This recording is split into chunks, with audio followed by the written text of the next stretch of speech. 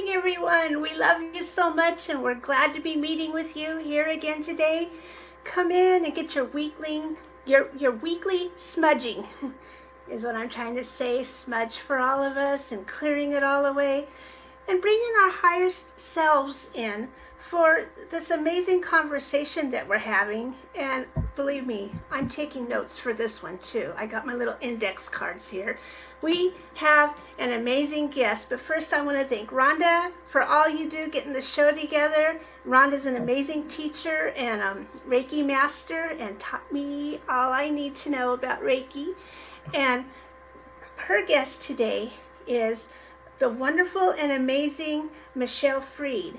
Now, when I read your bio, it's like all these places of learning. You've taken your education on your subject. I want to say you're an expert now. You're at the past expert level. So we'd like to welcome you, Michelle, and we want to find out exactly what you do. Thank you. I'm going to put you on big, Michelle. Yeah, it was great to hear Michelle on my favorite podcast, one of my favorite podcasts with Jim Perry. And when I listened to you, I was so fascinated with your remote viewing and just like all the things you do. So can you tell us just like a little bit about yourself and everything that you do and all your certifications? It's awesome. Yeah. So, I guess I'm a person that like go big or go home kind of person. So, I just, I'm like a sponge and I want to learn from everyone.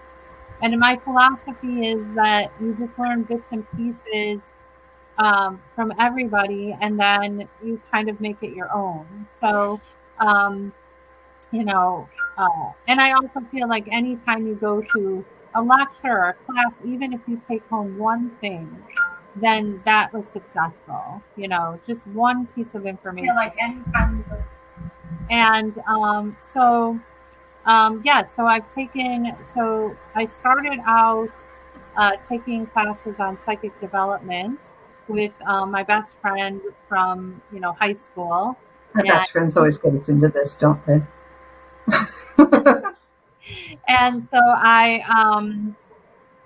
took those classes. She kind of sort of forced me. And at the time I'm like, oh, you have to be special for, you have to be born psychic, and I don't know. And she's like, no, just take the class. And so this was my first experience. I pretty much led a straight life. I didn't really kind of focus on other things. I was being a mom and just kind of focused on things. And I, over time, realized that I was teaching my kids these ideas and not really knowing that I was doing that.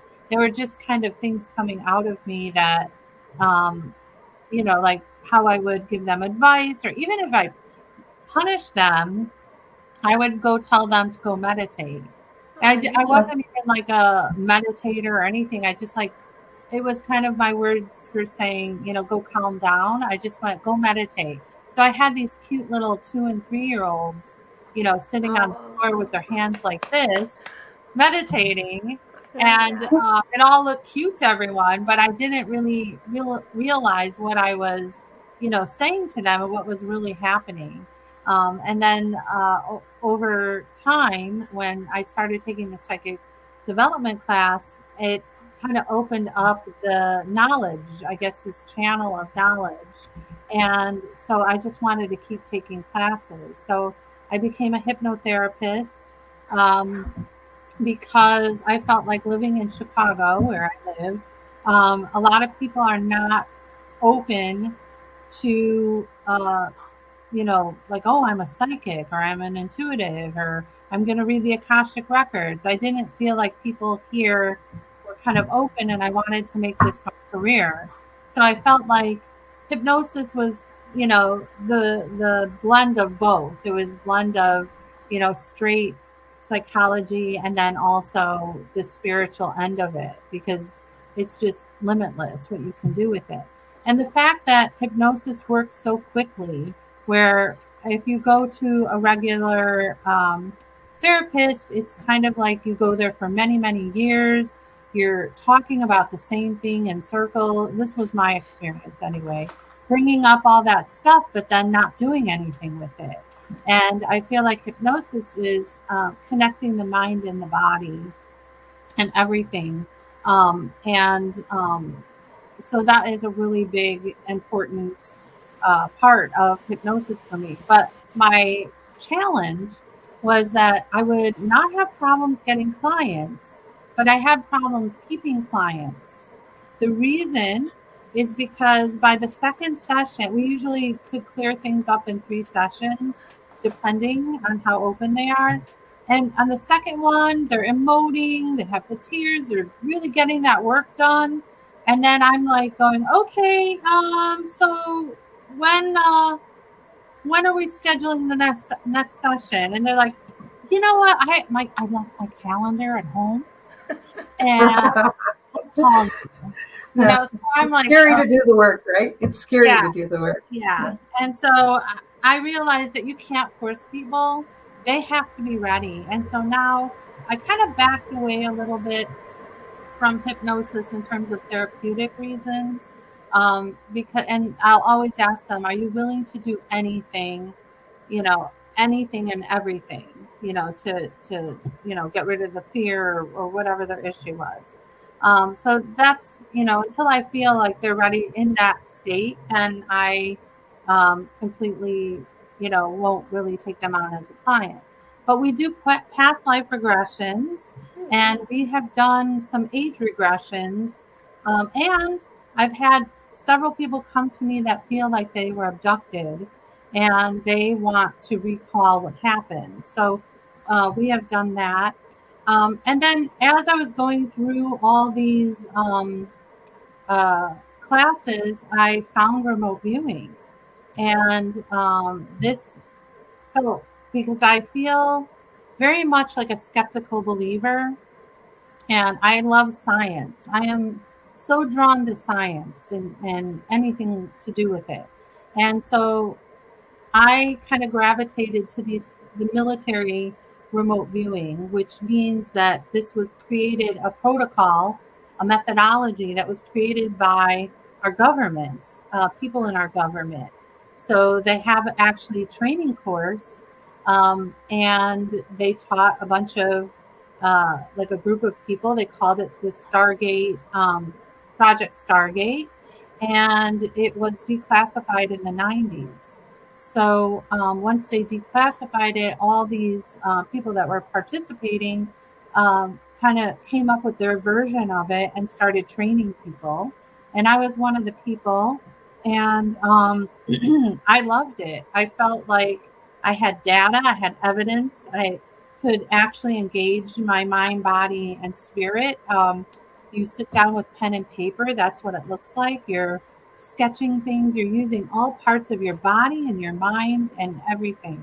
And it was all the check boxes of what I wanted to do.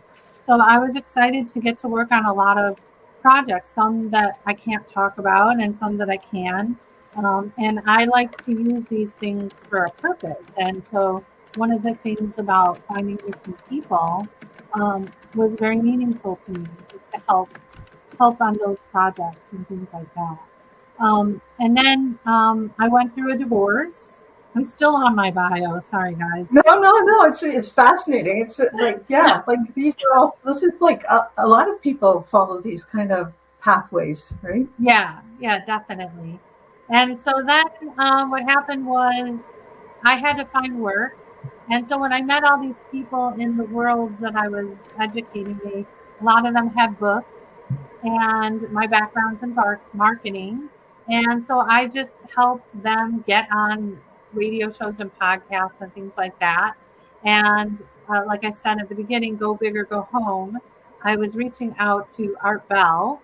And in fact, I think I put that in the subject, go big or go home. And I started pitching. I love pitches.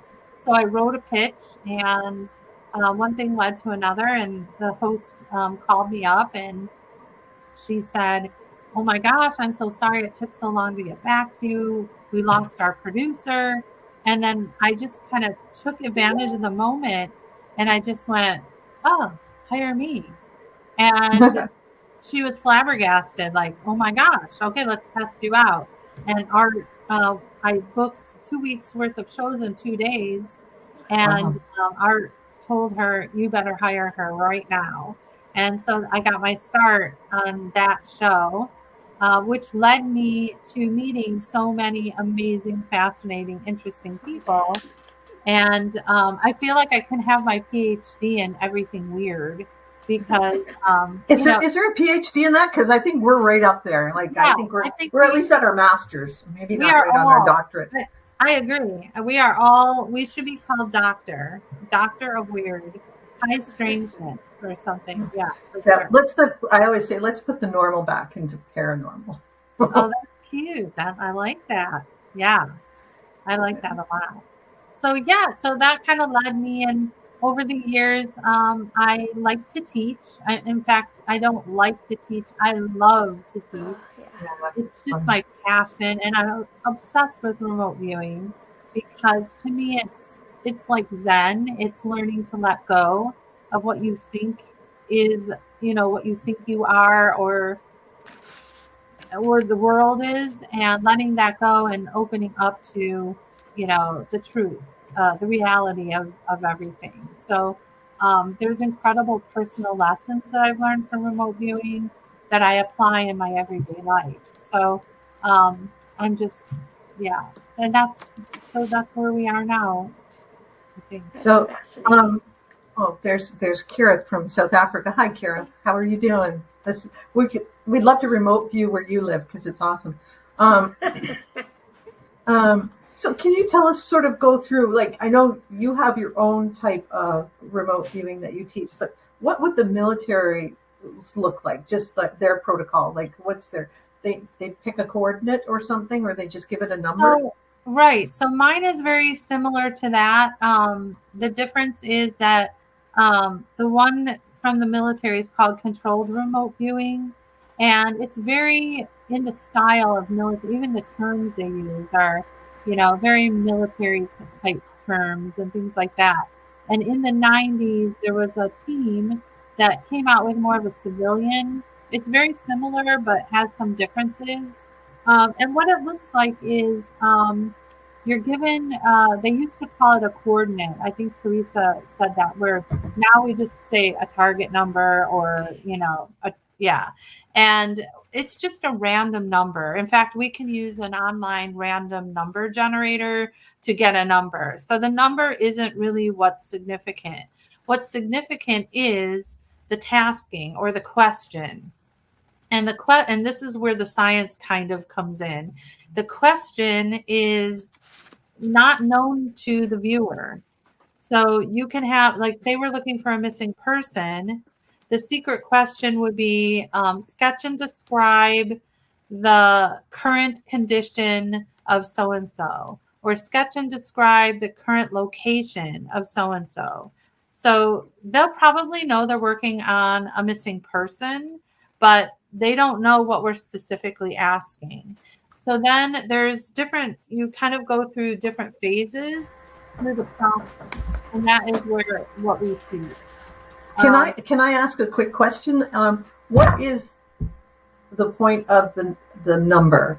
Is it so we don't start, if we said we're looking for somebody, people would start making assumptions? Is that why? Well, I'm glad you brought that up, about the assumptions, and I'll go into that in 1 second. The number is really, I've done a lot of remote viewing where someone said, just do the target, and they didn't even give me a number. So the number is, it could be used as kind of lining up in kind of an organized way of keeping this structured. So like if I say go to the target, it's really all about intention, so because, and then I'll get into the, where you say drawing conclusions.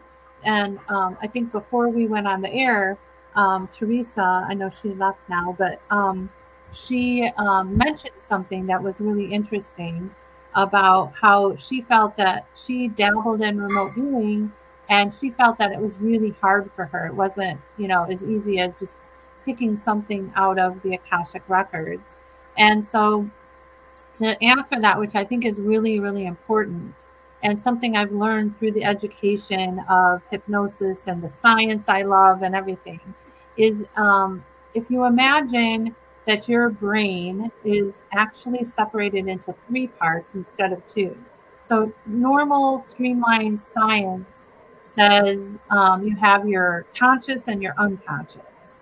When I was taking my class, they divided the unconscious into 2. One is your subconscious and one is your unconscious. The unconscious is responsible for anything automatic in your body, your blinking, your heart, anything. And the subconscious is kind of connected. It doesn't know language. It doesn't know words. It just is metaphors and symbols and analogies and emotions, which is really important. So, for example, a really good example, and I use this all the time. If I asked you to recall the last time that you felt sorry, and everyone that's listening can also do this too. Just think about the last time you felt sorry, and I'd like you to describe what sorry feels like. So how would you describe what sorry feels like? It sort of feels, it's uncomfortable in my body. It makes me feel, I don't know, like shameful or something like that. I don't feel good. Yeah. So that's exactly, like people say they feel shame, they feel minimal, whatever. And when I ask, a lot of times they kind of hunch over.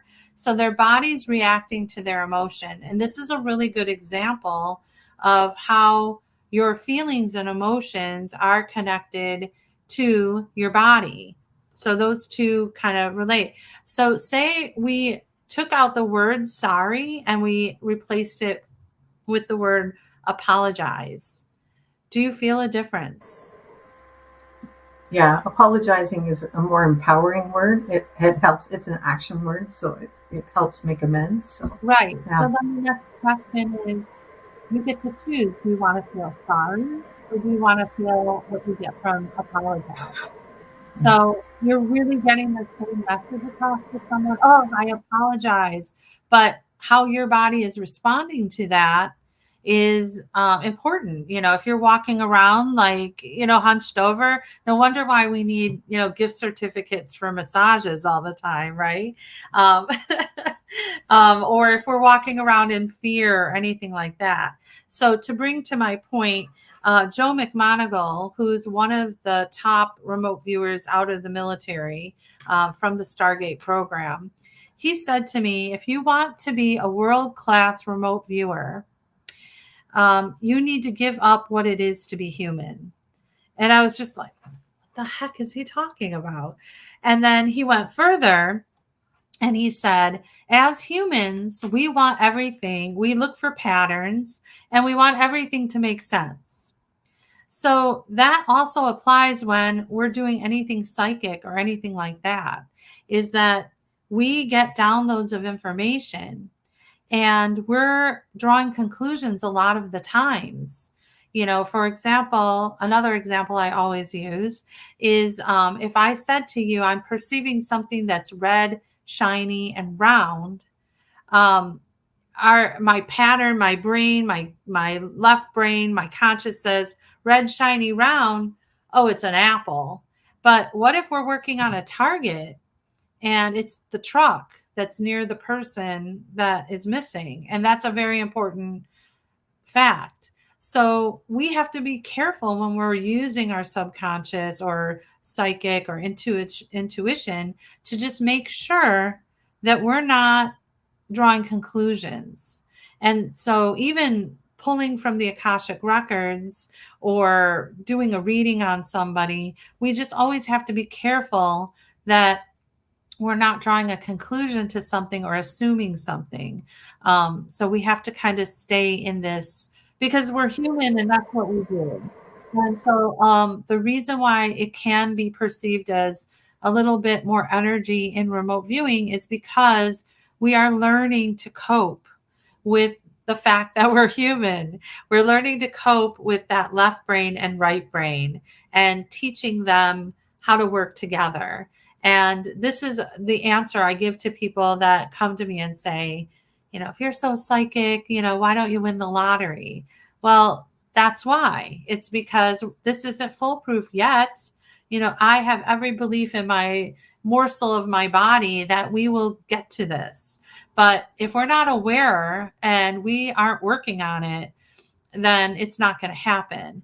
But remote viewing is a perfect place to work on it because it's built that way. We actually have a name for it. We call it an AOL, which means analytical overlay.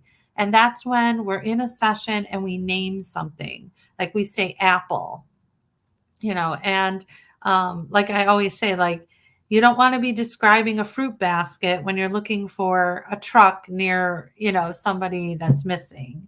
So, so that's the assumptions just keep rolling from the apple, right? And you go, oh, yeah. And so if it's an apple, then you start screening out anything else, right? Yes. And that's like, also when we do readings on people.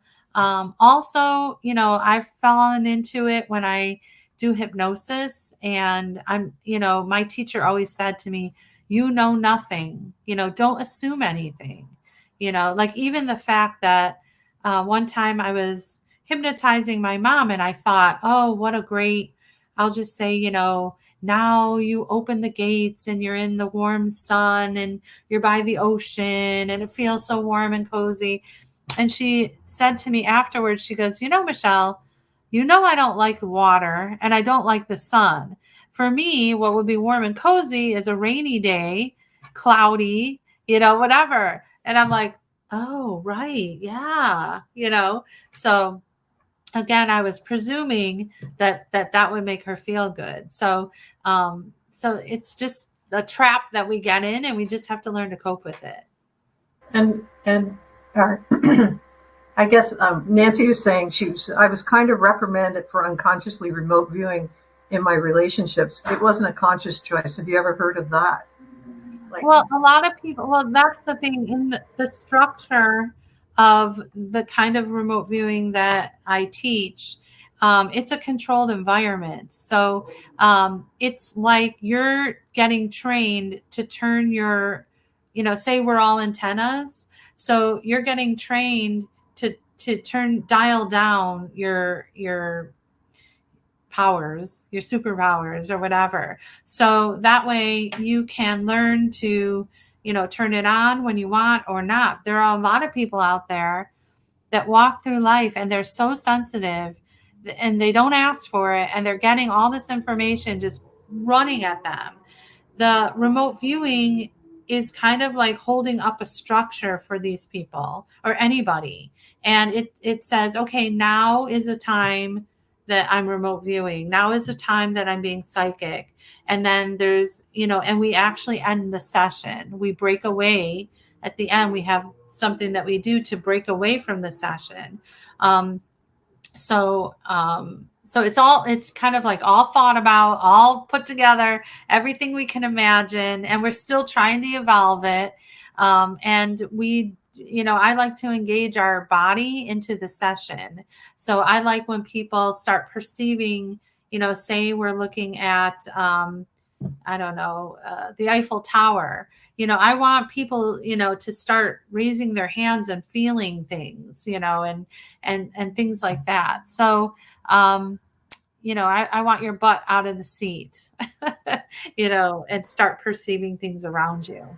And that's just like kind of opening up your imagination, right? That's really all our superpowers if we let it, because imagination doesn't come from just nowhere. That's what I always say. It's energy that's kind of funneled to us a lot of times. Yeah. A lot of people say, oh, I feel like I'm making this up. And I'm like, well, it could feel like that, but it's coming from somewhere, and we do a cool down before we start our session, which opens up the third eye. And we set that intention that we're going to turn down our logic and turn up our right brain. And so we set that tone where, okay, this is a time, let the floodgates open and bring in all the information. And because this information kind of flows in, we have an actual structure on paper where you kind of pass through these phases in your session. And then you also have data or data, depending on how you say that. I'm a nerd. But you have, and sometimes people who are psychic, I've worked with people that are like really good psychics, and they like the part where they can sketch because they've never used that part. And sketching is kind of like connected directly to your subconscious. It's like automatic writing. And doodling. I usually doodle. Exactly. Doodling. And then when you look at your doodle, you're like, oh, wow. So if you can imagine, if we set up an intention of a target and you lined up your doodle with the target, can you imagine what your doodle would be useful? It would be like have a purpose to it, and you could gather information from it. Wow. Sure. It's like, mind blowing. The structure is so important for a lot of people who are sensitive because they've never had the structure. They didn't know they can control their sensitivity. Exactly. Yeah. Kira says he uses the vibrational frequency from names to find the location of a person or an object associated with that person. So he's using his antennas to. Yeah, he uses. Follow the vibration. Yeah, it's kind of the same thing. Like it's what is it called? Kinesthetic, where you touch an object and then that also gets you some. Yeah, there are people that do that too. Yeah, for sure. That anything.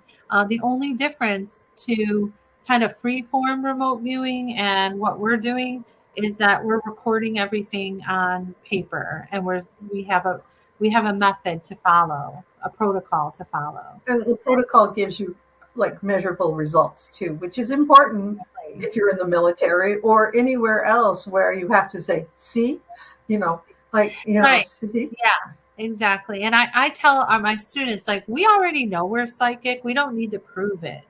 So, this is just a helpful tool, and use what you can from it. Like, take things that you like, add it to what you're doing. But, during the class, just set aside everything kind of learn this, and then take and pick and whatever you want that helps you do better. And that's kind of my philosophy about it.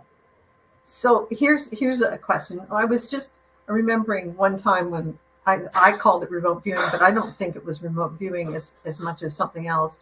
I was talking to my girlfriend on the phone. We were both babysitting, and I described exactly where she was. I'd never been there, and I could see. Now, was I seeing through her eyes, through the phone? I wasn't really remote viewing. I was more or less tapping into what she was seeing and getting impressions from her brain more than remote viewing, I would think. Yeah, I think the term remote viewing is an issue because what you did was kind of remote viewing. It was. The only difference is that we're doing it we're following a protocol. So I guess I would call that more like freestyle remote viewing. It's really about your intention. Like if you set the intention, like I'm going to view your location, which I've done tons of times without pen and paper. I had a friend that was traveling the world, and he would, text me. He didn't even call. He would text, say, okay, where am I right now? And then I would just like text back, okay, I'm getting this, that, the other thing. So it's still kind of remote viewing, like according to the words.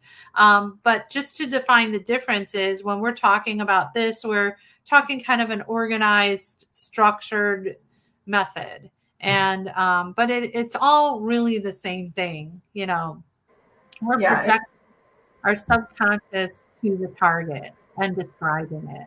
But with your method, I think you can improve as you go along. Whereas when it's freestyle, it's like anything freestyle, like you did it once, like, but yeah. Can you repeat that experiment, please? Yeah. This sets you up for learning lessons. That's the whole thing. Because you do your session, and then once your session's done and you turn it in, we send the feedback. So then what happens, say you're looking, somebody just set up a photo, you'll take the photo and then you put it with your paper and you start learning things about yourself. You learn about, how do I communicate with my higher self?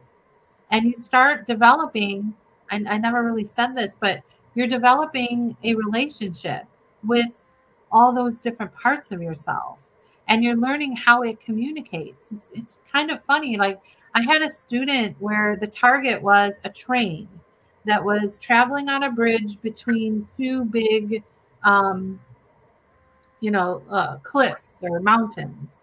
And he, on his session, drew a vertical rectangle with a bunch of little squares inside and the word AOL. He named it as a building. But if you take the paper and you turn it sideways, it was a train. So your subconscious is trying to communicate, but the left brain is hijacking and saying, no, it's not a train, that's a building, So this is what we're fighting against. And if you have it on paper and you follow the structure, this is how we start, getting to know each other, and like getting to know our higher self and how it thinks, because everybody's different. Everybody, just like we all have different personalities, we also have a different relationship with our higher self. Oh, that's so cool. That's so interesting. Can you tell us well, I know we'd love to do an experiment, but I don't think we have time, do we? Do we have a little time, or not? Maybe we can plan it for another time in the future, where we can set it up. But tell us a bit about how your classes run. And I know IRVA. Tell us a little bit about IRVA. IRVA, so the International Remote Viewing Association, is a place of where we have conferences every year. So a lot of people, remote viewers, meet up once a year, and we hear a lot of talks. But the overall umbrella is for education and scientific research. And if you go to my website, we can say that later. My website, I have a bunch of peer-reviewed and published research papers where we did some experiments with remote viewing. There's another kind of remote viewing called ARV, associated remote viewing. And this is a method, so it's a little different. It's a method that you use when you want to answer a binary question, like this or that, or up and down. So a lot of people use that to look at, stock markets, sporting events. So they're making money doing that protocol. But you can also use it for personal questions. Like if you had a job offer in another state and you want to know, should I go to that job or stay here? You can remote view that. So you can do a lot of things, personal questions for yourself and doing that. So. Can you tell us a little bit about your experience, though? I want to hear, you kind of began to tell us that you were remote viewing in Mount Shasta, or you were remote viewing Mount Shasta. Yeah. So the cool thing about remote viewing is you can also do esoteric targets. You can do things that we have these big, huge questions about. And my teacher, when I was learning, and this was like I was still in training, but he asked me to remote view Mount Shasta because he was working on a project with a whole team. And he just was like, Michelle, like, I'd like you to set an intention and dream about the target, and then wake up. And so I didn't know it was Mount Shasta, by the way. So he just said, I have a target. I want you to go to sleep, have a dream, and then when you wake up, do a session.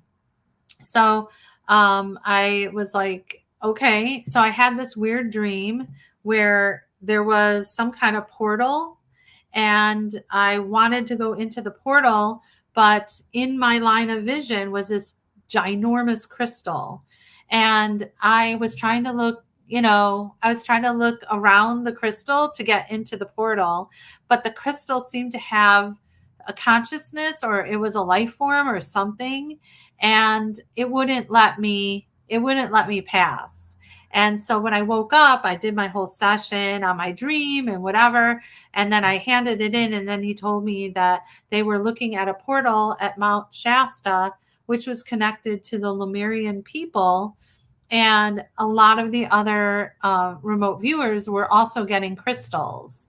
And so he was very fascinated by my dream and remote viewing of it. So it's really cool. But we look at all sorts of kind of cool things. We've looked at the Baltic Sea anomaly. I don't know if you know about that.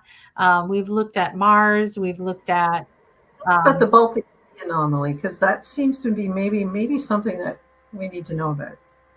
So the Baltic Sea anomaly is it is something that's deep in the ocean, and there's a documentary of these guys that they're treasure hunters, and through the what's it called,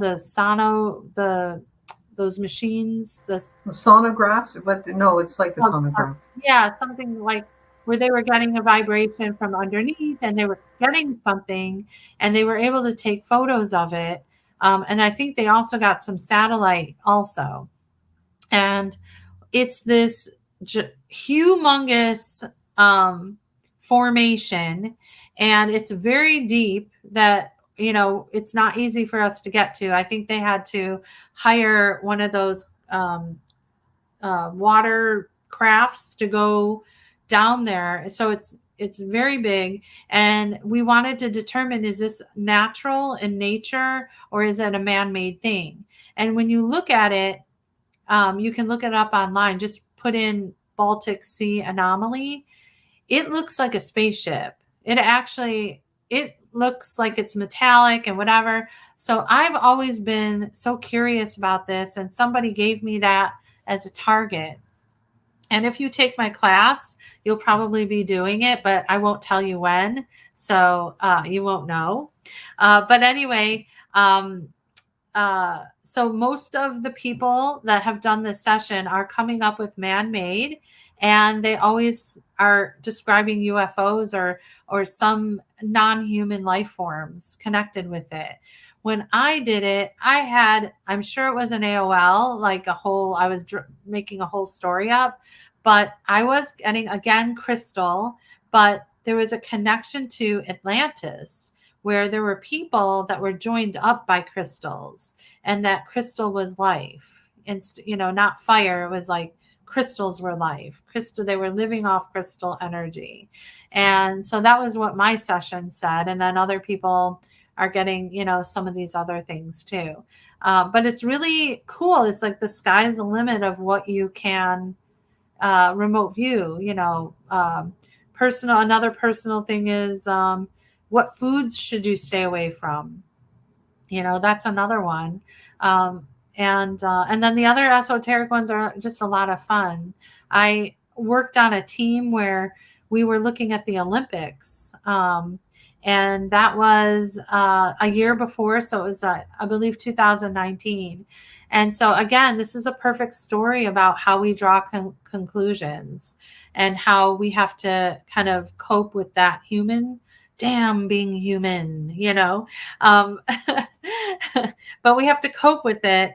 So I did my session, and I was getting a couple different things going on. One thing that was kind of going on was I was getting some kind of debris everywhere. And I wasn't sure if it was something explosive or weather related or something. And again, I'm reminding you that I had no idea what the target was. I don't even know who hired us to do the session. It was completely, I was completely blind to everything. So I was getting debris and piles of, stuff everywhere. It was just looking chaotic. And then my session kind of transitioned into an inside setting, and I was perceiving some kind of I think I even was kind of looking at a desktop and computers, and I was getting something like a computer virus and something like that. And anyway, I turned in the session, and so they gave us feedback, but we didn't have feedback because it was a year before. So they told us what we were viewing, but until the event happens, we don't really get our feedback, until that happens. So, so the pandemic hits, right? And so the Olympics were supposed to happen in 2020 at Fukushima. And by the way, I did say land and water interface. So this was happening on a land, which was in Japan. And then in 2021, it just dawned on me, and I started thinking about that session I did. And it occurred to me, oh my gosh, this is where I drew a conclusion. My mind was looking at the patterns. And of course, what did I know at the time? Computer viruses. No, it was not a computer virus. It was a virus. That was what, and the question they said, what are the top things that will, prevent the Olympics, or the top threats for the Olympics? And so that was what was the top threat of the Olympics. But that's where we get into trouble when we draw conclusions. That's really so. We don't have much more time, but would you tell us about your website and where people can, and your schedule of upcoming classes where people can actually interact and learn how to remote view and get a hold of themselves? And so it's called butterflyeffectcenter.com. So it's spelled butterfly, BUTTERFLY, effect, EFFECT, and then center, CENTER.com. And I have classes coming up at the end of the month. I teach a healing remote viewing protocol called MedApps.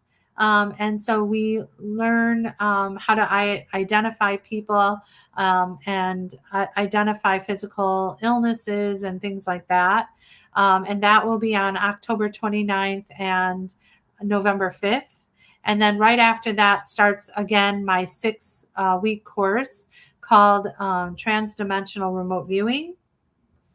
And then after that, I spoke about the ARV one, the Associated Remote Viewing. That will happen right after that. So they're all listed on my website under remote viewing. And I would love you guys to sign up and join the class so I have people to teach.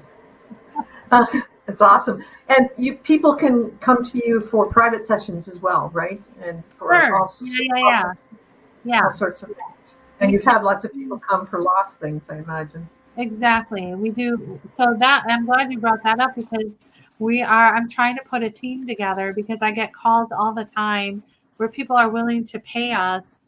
I mean, not a lot of money, but mama needs a new pair of shoes money. And this way we can actually get, paid to do it. So, a lot of people will come. I lost my wedding ring or a bracelet, or one time we had somebody for papers. They lost certain papers and we helped them find them. Keys, that's a big one. Losing keys. That makes sense. Super. It's super to have you here, and I'm so glad. And you run that media company, and you have some guests for us, and we will probably tap you up for the people that you represent as well. So that would be wonderful. And we'll talk about that later between us. But Teresa, do you have the winner for us from this week? Oh, I wanted to ask you quickly. Okay, what's your favorite song, Michelle? My favorite song would be, I'm going to go with Michelle, My Belle by the Beatles. I mean, I have a billion, but I'm going to say that one because it makes sense, Michelle. Makes sense, yeah. How cool. I'm missing Bex today. Bex would have me all right over this. And do you have a favorite crystal that you work with? that you enjoy? Actually, I use moldavite, and it's really good for remote viewing because it's a kind of time traveler crystal. So it helps us kind of move through time. And sometimes we're doing the past, sometimes we're doing the future. So I like moldavite. Yeah. That's a powerful crystal for sure. And have you had any encounters with UFOs or extra dimensional intelligence? I did have not really. I mean, a couple things. One is that I've worked with people that felt like they were abducted, um, and the other thing is during one of my sessions, I had a kind of weird experience where I felt this kind of baritone voice kind of hijacking my session. And it turned out that we were remote viewing a UFO. And so, yeah, it wasn't scary at all. It was just like, whoa, okay, like that. So, wow, how fun! Cool. Well, I'd love to have you on again, and maybe we'll have a little experiment in that, and maybe I'll sign up for your class in January if I'm. That would be so great. Yeah, I would love it. I would love your listeners to take the class also. It would be so much fun. Yeah, the medical apps one, I wish I could, but I'll be away. So, yeah, we're so fluid here that our hosts pop in and out, no problem. Thank you, Teresa, for coming back. Teresa, do you have the name of the winner from last week? Did you find one? I did. I went between 1 and 2. Rhonda, pick which one, 1 or 2? 2. Okay, Kathy Sheiblin Donnelly. Okay. You're the winner. Woohoo! You're the winner. What did she win?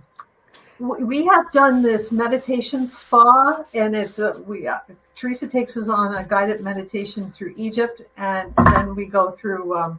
Bex gives some downloaded messages to whoever's doing it, and the other person gets some remote healing from myself. They just follow this guided meditation, and they it's a soul spa, we call it. Yeah. I love that. That's great. They use their imagination and they get right into it, but our energy is all encoded, so we have a pre-recorded one for them to join in. Oh wow, yeah. That's neat! Congratulations. Fun times. So we have to get together soon and get our other one done before I go for a while. Anyways, yes. That's awesome. Thank you so much for being with us today, and I'm looking forward to talking to you again soon. Sounds great. Thanks for having me. It was so much fun, and it was such a pleasure to meet you virtually. Virtually. We'll stick around. We'll be right back. Thank you, guys. See you next week. Namaste.